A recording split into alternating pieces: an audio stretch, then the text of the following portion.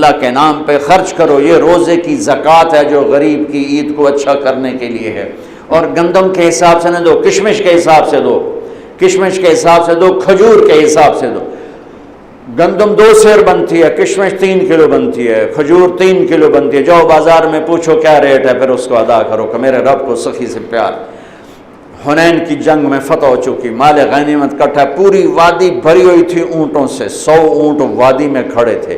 صفان بن امیہ اوپر سے کلمہ پڑھ چکے ہیں، اندر سے منافق ہیں۔ وہ اونٹوں کو نا یوں دیکھ رہے، مجھے دیکھو، ایسے ایسے دیکھ رہے۔ اللہ کے نبی قریب کھڑے تھے، ہاں تھوڑے دیر بعد وہ یوں دیکھتے۔ اونٹ تو عرب کی پسندیدہ شے، تو میرے نبی کی نظر پڑ گئی کہ صفان یوں دیکھ رہا ہے، آپ نے کہا صفان یہ اونٹوں کی وادی بھری ہوئی تینوں چنگی لگ دی بھائی؟ کہاں جی بڑی چنگی لگ رہی، کہ جا سارے تینوں ہدیہ، کہ اشہد انک رسول اللہ، اب گواہی دیتا ہوں آپ سچے رسول ہیں۔ اتنی بڑی سخاوت نبی کر سکتا اور کوئی نہیں کر سکتا۔ پھر اس نے مکے میں آ کے اعلان کیا، لوگو آمنوا بمحمد فإن یؤتی عطاء لا یخشى الفقر، ارے لے آؤ ایمان محمد مصطفیٰ صلی اللہ علیہ وسلم کی رسالت پر کہ ان کی سخاوت سے میں جان گیا ہوں کہ وہ سچے رسول ہیں، اللہ کو سخی سے پیار ہے۔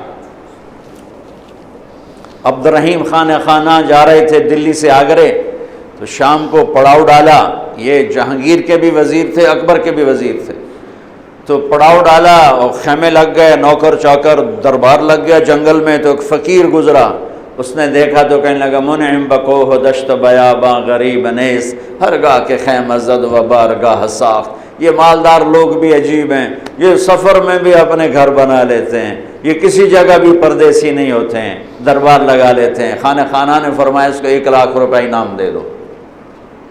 اگلے دن اگلے پڑاؤ میں خیمے لگائے، نوکر چاکر بیٹھے، وزیر اعظم جو تھے، پھر وہ فقیر گزرا، اس نے پھر شعر پڑھا، منعم بکوہ دشت بیاباں غریب نیس، انہوں نے کہا اس کو 1 لاکھ روپے انعام دے دو۔ تیسرے دن پھر دربار لگا، پھر فقیر گزرا، پھر 1 لاکھ دیا، چوتھے دن پھر 1 لاکھ دیا، 5ویں دن پھر 1 لاکھ دیا، 7ویں دن چھٹے دن پھر 1 لاکھ دیا، 7ویں دن پھر 1 لاکھ دیا، 8ویں دن وہ آیا نہیں۔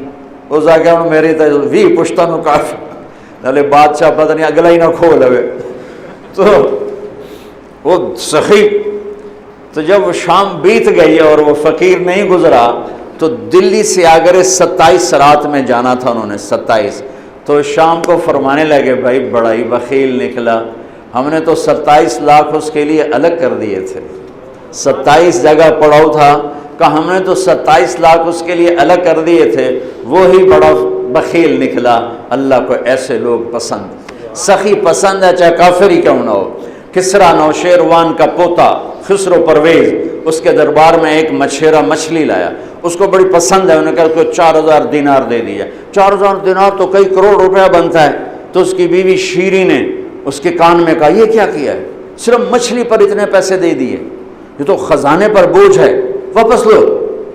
کہا میں بادشاہ کیسے واپس لوں؟ وہ کہنے لگے اس کو بلاؤ، اس سے پوچھو یہ مچھلی نر ہے یا مادہ؟ اگر وہ کہا یہ نر ہے تو ہم کہنا ہمیں مادہ چاہیے تھی، مچھلی واپس لو، پیسے دو۔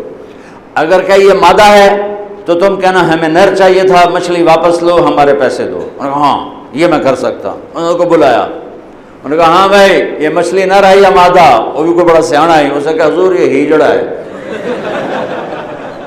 اسے کہا 4000 اور دے دو، 4000 اور دے دو۔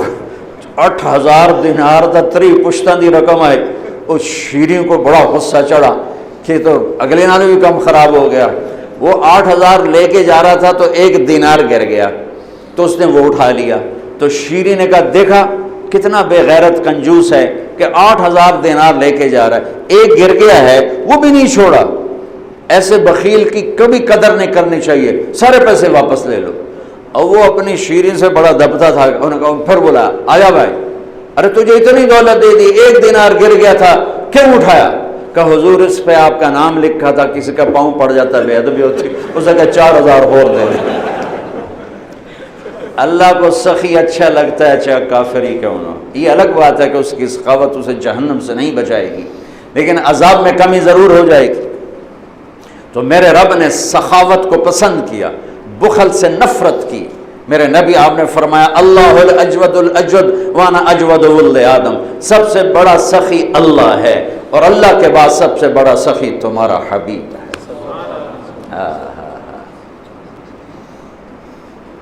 آپ کرتا پہن کے باہر نکلے، ایک صحابی نے کہا یا رسول اللہ یہ کرتا مجھے دے دیں، مجھے بڑا اچھا لگ رہا ہے۔